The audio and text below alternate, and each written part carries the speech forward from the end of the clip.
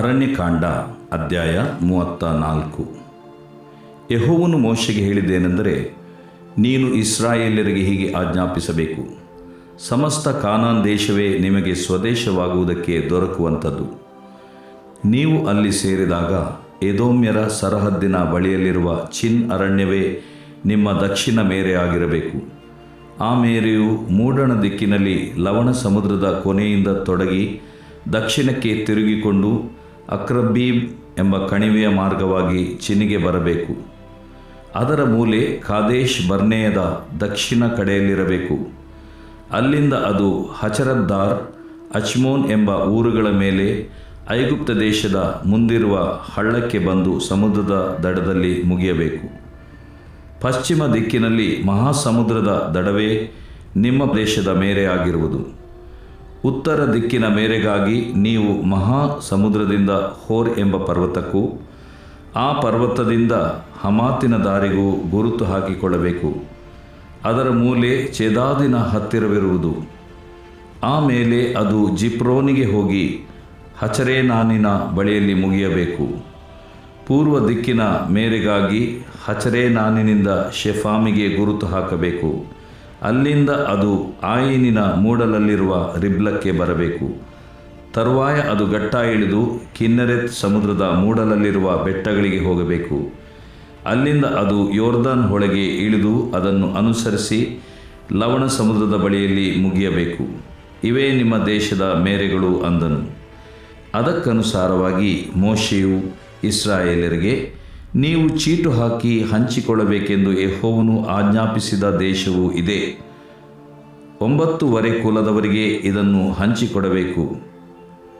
ಬೇರೆ 2 ಕುಲಗಳವರು, ಅಂದರೆ ರೂಬೇನ್ಯರ ಕುಟುಂಬಗಳು, ಗಾದ್ಯರ ಕುಟುಂಬಗಳು, ಮನಸ್ಸೆ ಕುಲದವರಲ್ಲಿ ಅರ್ಧ ಜನರು ಯೋರ್ದಾನ್ ಹೊಳೆಯ ಈಚೆ ಯೆರಿಕೋ ಪಟ್ಟಣಕ್ಕೆ ಪೂರ್ವ ದಿಕ್ಕಿನಲ್ಲಿ ಸ್ವಾಸ್ಥ್ಯವನ್ನು ಹೊಂದಿದ್ದಾರಷ್ಟೇ ಎಂದು ಅಪ್ಪಣೆ ಕೊಟ್ಟನು. ಯೆಹೋವನು ಮೋಶೆಗೆ ಆಜ್ಞಾಪಿಸಿದ್ದೇನೆಂದರೆ, ಮಹಾಯಾಜಕ ಎಲ್ಲಾಜಾರನು, ನೂನನ ಮಗನಾದ ಯೆಹೋಶುವನು, ಒಂದೊಂದು ಕುಲದಿಂದ ನೇಮಿಸಲ್ಪಟ್ಟ ಒಬ್ಬ ಕುಲಾಧಿಪತಿಯು, ಇವರೇ ಕಾನಾನ್ ದೇಶದಲ್ಲಿ ನಿಮ್ಮ ನಿಮ್ಮ ಸ್ವಾಸ್ಥ್ಯಗಳನ್ನು ಹಂಚಿಕೊಡಬೇಕು.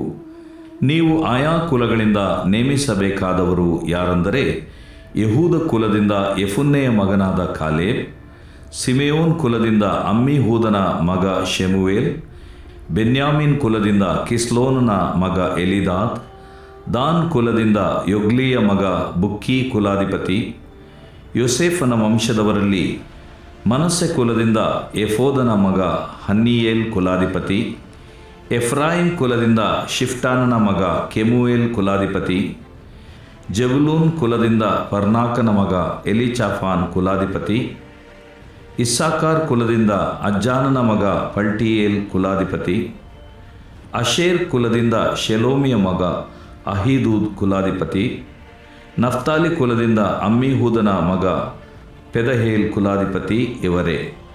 ಕಾನಾನ್ ದೇಶದಲ್ಲಿ ಇಸ್ರಾಯೇಲರಿಗೆ ಅವರವರ ಸ್ವಾಸ್ಥ್ಯಗಳನ್ನು ಹಂಚಿಕೊಡುವುದಕ್ಕೆ ಯೆಹೋವನು ಇವರನ್ನೆಲ್ಲ ನೇಮಿಸಿದನು. ದೇವರು ಪ್ರೀತಿಸುವ ಪ್ರೀತಿಯ ಬಿಗ್ ಜೆ ಟಿ.ವಿ ಪ್ರಿಯ ವೀಕ್ಷಕರಿಗೆ ನಮ್ಮ ಕರ್ತನಾದ ಯೇಸು ಕ್ರಿಸ್ತನ ಹೆಸರಿನಲ್ಲಿ ನಿಮಗೆ ವಂದನೆಗಳು.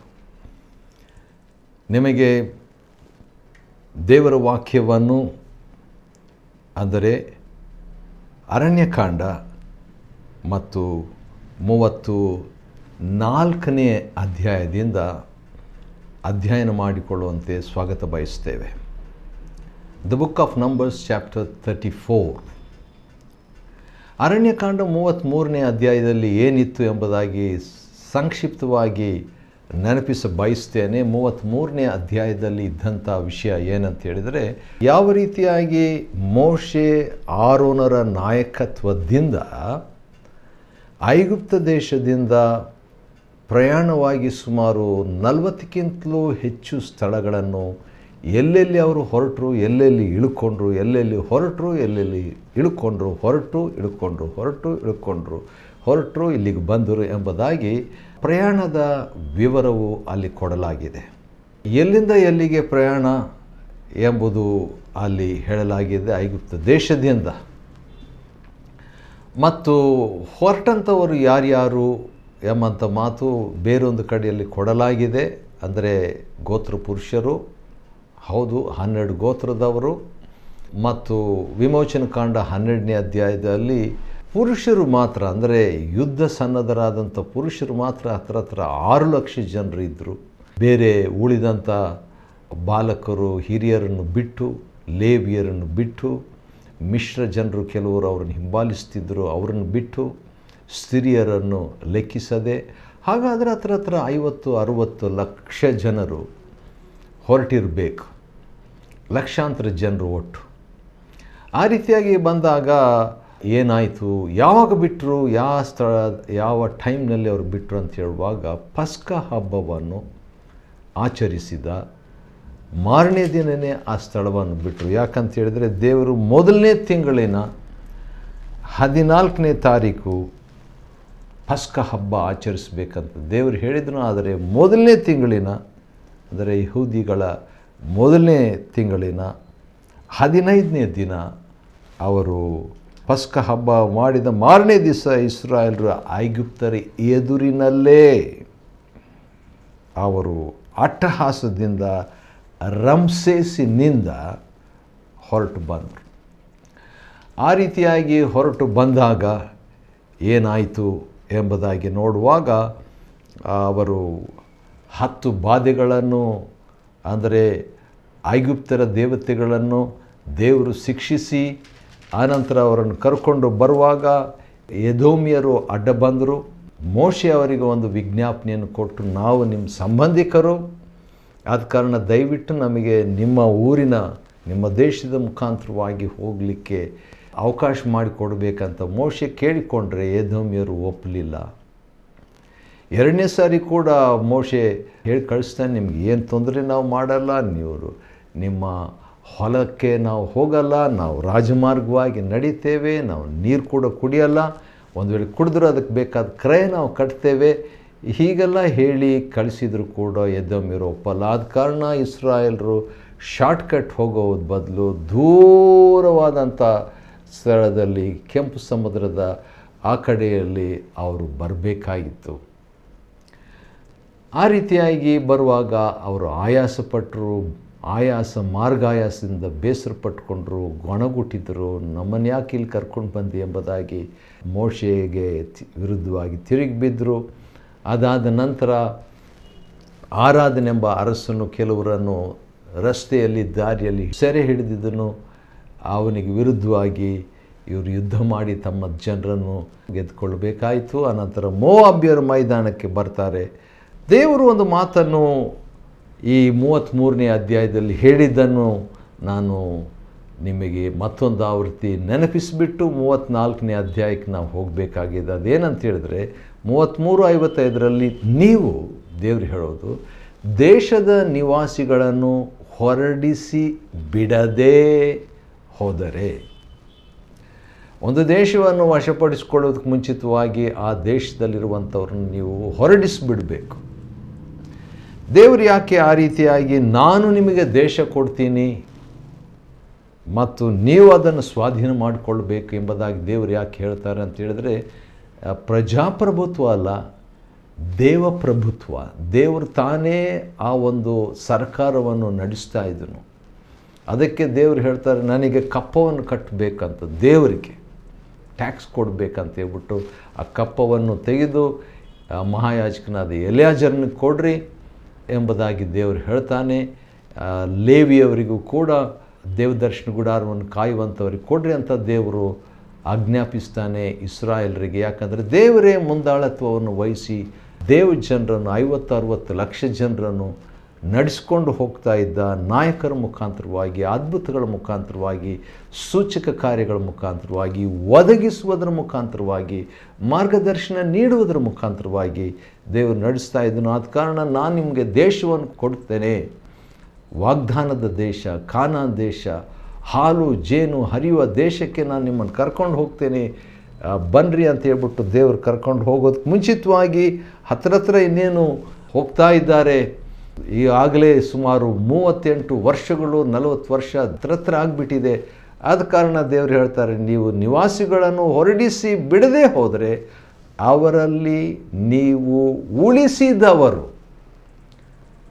ಉಳಿಸಿದವರು ನಿಮಗೆ ಕಣ್ಣು ಚುಚ್ಚುವ ಮುಳ್ಳುಗಳಂತೆಯೂ ಪಕ್ಕಕ್ಕೆ ತಿವಿಯುವ ಶೂಲ ಅಂದರೆ ಮುಳ್ಳು, ಶೂಲಗಳಂತೆಯೂ ಆಗಿ ನೀವು ವಾಸಿಸುವ ದೇಶದಲ್ಲಿ ನಿಮಗೆ ಕಂಟಕರಾಗಿರುವರು. ತೊಂದರೆ ಕೊಡ್ತಾರೆ. ಕಣ್ಣು ಚುಚ್ಚುವ ಮುಳ್ಳು ತಕ್ಕೊಂಡು ಕಣ್ಣು ಚುಚ್ಚಿದ್ರೆ ಹೇಗಿರ್ತದೆ? ಅದು ಮೆತ್ತಗೆ ನಿಧಾನವಾಗಿ ಚುಚ್ಚಿದ್ರು ಅದು ಭಾಳ ಬೇಸರ ಅಲ್ವಾ? ಆ ರೀತಿಯಾಗಿ ಆ ನಿವಾಸಿಗಳಿರ್ತಾರೆ. ಈಗಾಗಲೇ ಒಂದು ದೇಶದಲ್ಲಿ ಇರುವಂಥವ್ರನ್ನ ಆ ರೀತಿಯಾಗಿ ಹೊರಡಿಸಬಹುದಾ ಎಂಬ ಪ್ರಶ್ನೆ ನಮಗೆ ಬರ್ಬೋದು. ಅದಕ್ಕೆ ದೇವರ ವಾಕ್ಯದಲ್ಲಿ ಕೆಲವು ಕಡೆಗಳಲ್ಲಿ ಉತ್ತರ ಇದೆ. ಅದೇನಂತ ಹೇಳಿದ್ರೆ, ದೇವರು ಹೇಳ್ತಾರೆ, ದೇವರು ಒರಿಜಿನಲ್ ಓನರ್. ಇಸ್ರಾಯೇಲರು ಹೋಗ್ತಾ ಇರುವಾಗ ಈಗಾಗಲೇ ದೇಶದಲ್ಲಿ ಇದ್ದಂಥವರು ದೊಡ್ಡ ಪಾಪ, ದೇವರಿಗೆ ಇಷ್ಟವಿಲ್ಲದಂಥ ಪಾಪಗಳನ್ನು, ಅದು ಅನೈತಿಕ ಕ್ಷೇತ್ರದಲ್ಲಿ ಆಗಲಿ ವಿಗ್ರಹ ಆರಾಧನೆ ಕ್ಷೇತ್ರದಲ್ಲಾಗಲಿ ಇರ್ಬೋದು, ಆ ರೀತಿಯಾಗಿ ಪಾಪಗಳನ್ನು ಅವರು ಮಾಡ್ತಾ ದೇಶದಲ್ಲಿ ಇದ್ದದರಿಂದ ದೇವರು ಆ ದೇಶದಿಂದ ಅವರನ್ನು ಬಹಿಷ್ಕರಿಸುವುದಾಗಿ ಹೇಳಿದ್ದಾನೆ. ದೇವರು ಮಾಡುವ ತೀರ್ಪು ಏನೆಂದರೆ, ನೀವು ದೇಶದಲ್ಲಿ ಇದ್ದು ಪಾಪ ಮಾಡಿರೋದ್ರಿಂದ ನಿಮ್ಮನ್ನು ದೇಶದಿಂದ ಹೊರಡಿಸಿಬಿಟ್ಟು ಬೇರೆಯವರು ಆ ದೇಶವನ್ನು ವಶಪಡಿಸಿಕೊಳ್ಳುವಂತೆ ಮಾಡ್ತೇನಂತ ಮಾಡಿದ್ದು ದೇವರ ಅದೇ. ಹಾಗಾದರೆ ಯಾಕೆ ದೇವರು ಹಾಗೆ ಮಾಡ್ತಾನಂದರೆ, ದೇವರು ಒರಿಜಿನಲ್ ಓನರ್, ಆ ದೇಶದ ಮಾಲೀಕನು, ಇಡೀ ದೇಶದ. ಅದರ ಬಗ್ಗೆ ಯಾರಿಗಾದರೂ ಒಂದು ವೇಳೆ ನಮಗೆ ಸಂದೇಹ ಬರ್ಬೋದು. ಅದಕ್ಕೆ ಕೀರ್ತನೆಗಾರನು ಕೀರ್ತನೆ 24:1 ಭೂಮಿಯು ಅದರಲ್ಲಿರುವುದು ಎಲ್ಲವೂ ಯೆಹೋವನದೇ, ದೇವರದು. ಇನ್ನೂ ಡೌಟ್ ಇದ್ದರೆ ಅದೇ ವಚನದ 2ನೇ ಭಾಗದಲ್ಲಿ ಭೂಮಿಯಲ್ಲಿರುವವರು ಎಲ್ಲರೂ ಕೂಡ ದೇವರಿಗೆ ಸೇರಿದವರೇ ಎಂಬುದಾಗಿ. ಹಾಗಾದರೆ ದೇವರಿಗೆ ಸೇರಿದಂಥವರು ಎಲ್ಲರೂ ದೇವರಿಗೆ ಸೇರಿದವರೇ, ಭೂಮಿಯೂ ದೇವರಿಗೆ ಸೇರಿದ್ದೆ. ದೇವರಿಗೆ ಸೇರಿದಂಥ ಭೂಮಿಯಲ್ಲಿ ದೇವರಿಗೆ ಇಷ್ಟವಿಲ್ಲದಂಥದ್ದನ್ನು ಮಾಡಿಕೊಂಡು ಇರುವಾಗ ದೇವರಂಥವ್ರನ್ನು ಹೊರಗೆ ಹಾಕಿ ಬೇರೆಯವರು ಅಲ್ಲಿ ಬರುವಂತೆ ಮಾಡಲಿಕ್ಕೆ ಆತನಿಗೆ ಅಧಿಕಾರ ಉಂಟು.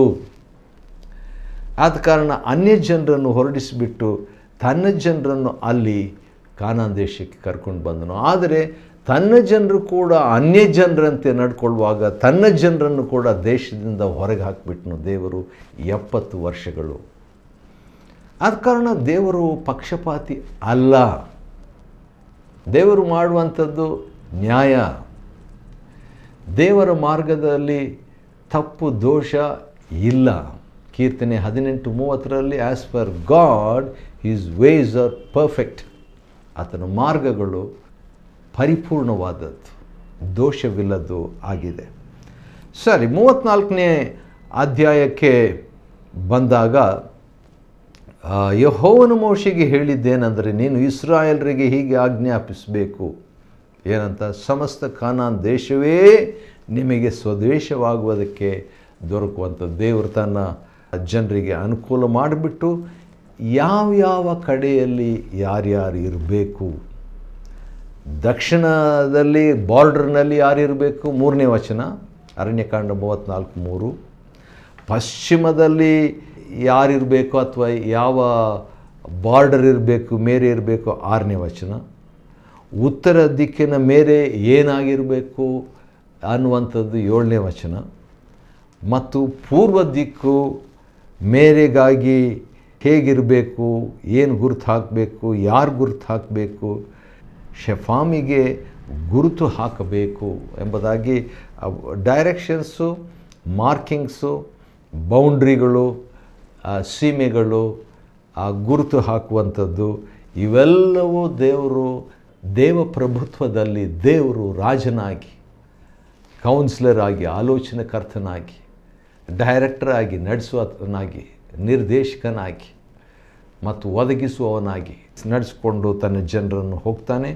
ಮತ್ತು ಅಲ್ಲಿ ಕೂಡ ಚೀಟು ಹಾಕಬೇಕು ಎಂಬುದಾಗಿ ದೇವರು ಸ್ಪಷ್ಟಪಡಿಸ್ತಾನೆ. ಯಾಕಂತೇಳಿದರೆ ಹಳೆ ಒಡಂಬಡಿಕೆಯಲ್ಲಿ ಆ ರೀತಿಯಾಗಿ ಮಾರ್ಗದರ್ಶನವಿತ್ತು. ಹೊಸ ಒಡಂಬಡಿಕೆಯಲ್ಲಿ ಒಂದು ಸಾರಿ ಮಾತ್ರ ಪವಿತ್ರ ಆತ್ಮನಿಗೆ ಮುಂಚಿತವಾಗಿ ಅಂಥ ಒಂದು ಚೀಟು ಹಾಕುವ ಅಭ್ಯಾಸ ಅವರು ಮಾಡಿಕೊಂಡ್ರು ದೇವ್ರ ಚಿತ್ತವನ್ನು ತಿಳ್ಕೊಳ್ಳೋದಕ್ಕೆ. ಸರಿ, 34ನೇ ಅಧ್ಯಾಯ ಅರಣ್ಯಕಾಂಡ 13ನೇ ವಚನದಲ್ಲಿ ನೋಡುವಾಗ ನಂಬರ್ಸ್ 34:13 ಅದರಲ್ಲಿ ದೇವರು 9 ಕುಲದವರಿಗೆ ಇದನ್ನು ಹಂಚಿಕೊಡು ಅಂತ ಹೇಳ್ತಾನೆ. ಒಟ್ಟು ಇಸ್ರಾಯೇಲರು ಎಷ್ಟು ಕುಲದವರಿದ್ದರು? 12 ಕುಲ. ಆದರೆ 12 ಕುಲದವರು ಅಂತ ಹೇಳೋದಕ್ಕೆ ಬದಲಾಗಿ ದೇವರು 9 ಅಂತಲೂ ಹೇಳ್ತಾ ಇಲ್ಲ, 9.5 9.5 ಗೋತ್ರದವರಿಗೆ ಅಂತ ಹೇಳ್ತಾನೆ ರೀ, ಹಂಚಿಕೊಡ್ಬೇಕಂತೆ ಈ ಮೇರೆಗಳನ್ನು. ಯಾಕಂತೇಳಿದರೆ ಬೇರೆ 2.5 ಉಳಿದಂಥ 2.5 14-15ನೇ ವಚನ ಕುಲಗಳವರು ಅಂದರೆ ರೂಬ್ಯಾನ್ಯರು, ನೆನಪಿದೆಯಲ್ವಾ? ರೂಬೇನ್ಯರು ಮತ್ತು ಗಾದ್ಯರು ಅವರಿಬ್ಬರು ಮೋಶೆ ಹತ್ರ ಬಂದುಬಿಟ್ಟು ನಮಗೆ ಇಂಥ ಸ್ಥಳ ಬೇಕು ಎಂಬುದಾಗಿ ಕೇಳಿಕೊಂಡ್ರಲ್ಲ, ಅವರೊಂದಿಗೆ ಮನಸ್ಸೆ ಕುಲದವರಲ್ಲಿ ಅರ್ಧ ಜನರು ಯೋರ್ದನ್ ಹೊಳೆಯ ಈಚೆ, ಯೋರ್ದನ್ ಹೊಳೆಯ ಆಚೆ ಕಾನಾನ್ ದೇಶ, ಆದರೆ ಕಾನಾನ್ ದೇಶಕ್ಕೆ ಸ್ವಲ್ಪ ಮುಂಚೆನೇ ಈ ಕಡೆ ಇರುವಂಥ ಸ್ಥಳವನ್ನು ಕೂಡ ದೇವರು ಕೊಟ್ಟರು ಅವರಿಗೆ. ಇದು ಕೂಡ ಕಾನಾನ್ ದೇಶ ದೇವ ಜನರು ವಶಪಡಿಸಿಕೊಳ್ಳುವಂಥ ಒಂದು ಎಕ್ಸ್ಟೆನ್ಷನ್ ಆಗಿತ್ತು ಅಂತ ಹೇಳ್ಬೋದು. ಅರ್ಧ ಜನರು ಯೋರ್ದನ್ ಹೊಳೆಯ ಈಚೆ ಯೆರಿಕೋ ಪಟ್ಟಣಕ್ಕೆ ಪೂರ್ವ ದಿಕ್ಕಿನಲ್ಲಿ ಸ್ವಾಸ್ಥ್ಯವನ್ನು ಹೊಂದಿದ್ದಾರೆ ಅಷ್ಟೇ. ಇದು ಕೂಡ ಒಂದು ರೀತಿಯಿಂದ ಕಾನಾನ್ ದೇಶ.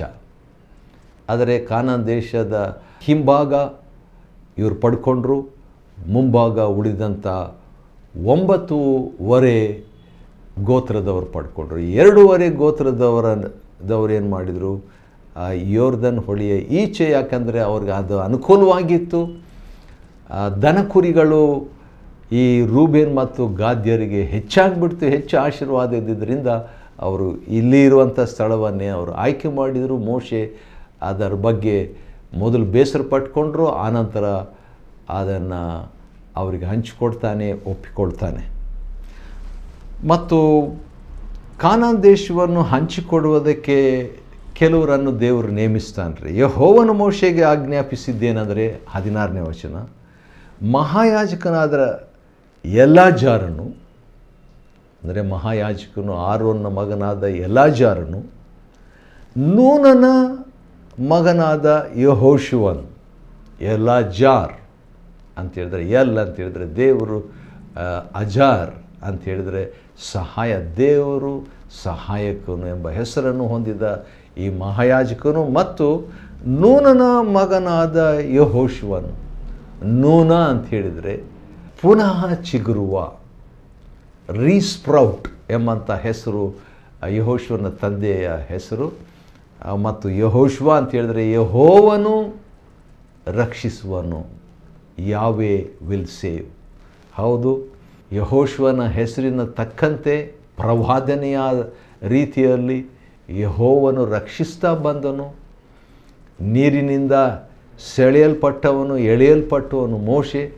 ಅದೇ ರೀತಿಯಾಗಿ ಇಸ್ರಾಯೇಲರನ್ನು ದೇವರು ನೀರಿನಿಂದ, ಕೆಂಪು ಸಮುದ್ರದಿಂದ ಮೋಶೆ ಮುಖಾಂತರವಾಗಿ ಎಳೆಯಲ್ಪಟ್ಟು ಒಣನೆಲದೋಪಾದಿಯಲ್ಲಿ ಕರ್ಕೊಂಡು ಬಂದು ಈಗ ಯೆಹೋಶುವನಿಂದ ಆ ಒಂದು ಮೇರೆಗಳನ್ನು ಅಥವಾ ಕಾನಾನ್ ದೇಶವನ್ನು ಇವರೇ ಒಬ್ಬೊಬ್ಬ ಕುಲಾಧಿಪತಿಗಳಿಗೆ ಹಂಚಿಕೊಡಬೇಕು ಎಂಬಂಥ ಒಂದು ನಿಯಮವನ್ನು ದೇವರು ಹೇಳ್ತಾನೆ. ಆ ಒಂದು ಒಂದೊಂದು ಕುಲದಿಂದ ಯಾರ್ಯಾರಿಗೆ ಹಂಚಿಕೊಡಬೇಕು ಎಂಬುದಾಗಿ ಹೇಳಿ 19ನೇ ವಚನದಿಂದ 29ನೇ ವಚನದವರೆಗೆ ಅರಣ್ಯಕಾಂಡದಲ್ಲಿ ಇಂತಿಂಥ ಕುಲಕ್ಕೆ ಇಂತಿಂಥ ವ್ಯಕ್ತಿಗಳಂತ ದೇವರು ಭಾಳ ಕ್ಲಿಯರಾಗಿ, ಸ್ಪಷ್ಟವಾಗಿ, ನೇರವಾಗಿ, ವಿವರವಾಗಿ ಮೋಶೆಗೆ ಹೇಳ್ತಾನೆ ರೀ. ಮೋಶೆ ಮುಖಾಂತರವಾಗಿ ಎಲ್ಲಾಜಾರನಿಗೂ ಮತ್ತು ಯೆಹೋಶುವನಿಗೆ, ಇಬ್ಬರು ಬಹುಶಃ ಮೋಶೆಗೆ ರೈಟ್ ಹ್ಯಾಂಡ್ ಲೆಫ್ಟ್ ಹ್ಯಾಂಡ್ ಇದ್ದ ಹಾಗೆ ಇದ್ದಂಥವರು. ಆ ರೀತಿಯಾಗಿ 34ನೇ ಅಧ್ಯಾಯ ಅರಣ್ಯಕಾಂಡ ಮುಕ್ತಾಯವಾಗ್ತದೆ. ಅರಣ್ಯಕಾಂಡ 34ನೇ ಅಧ್ಯಾಯವನ್ನು ನಾವು ಅಧ್ಯಯನ ಮಾಡಿಕೊಳ್ಳುವಂತೆ ದೇವರು ನಮಗೆ ಕೃಪೆ ಕೊಟ್ಟದ್ದಕ್ಕಾಗಿ ದೇವರಿಗೆ ಸ್ತೋತ್ರವಾಗಲಿ ಮತ್ತು ದೇವರು ನಿಮ್ಮನ್ನು ಆಶೀರ್ವದಿಸಲಿ.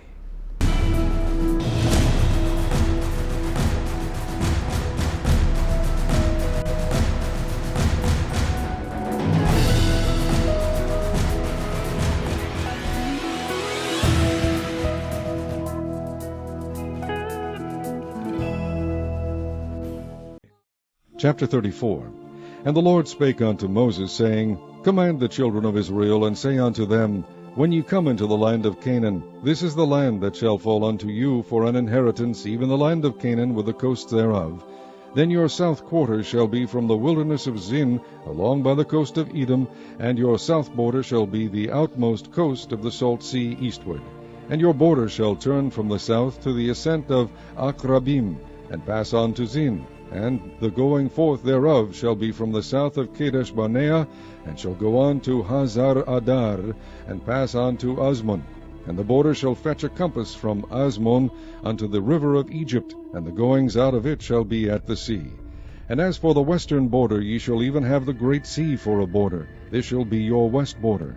And this shall be your north border. From the great sea ye shall point out for you Mount Hor. From Mount Hor ye shall point out your border unto the entrance of Hamath. And the goings forth of the border shall be to Zedad. And the border shall go on to Ziphron, and the goings out of it shall be Hazar Enan. This shall be your north border. And ye shall point out your east border from Hazar Enan to Shepham. And the coast shall go down from Shepham to Riblah on the east side of Ain. And the border shall descend and shall reach unto the side of the sea of Kinnereth eastward. And the border shall go down to Jordan, and the goings out of it shall be at the salt sea. This shall be your land, with the coast thereof round about. And Moses commanded the children of Israel, saying, This is the land which ye shall inherit by lot, which the Lord commanded to give unto the 9 tribes, and to the half-tribe.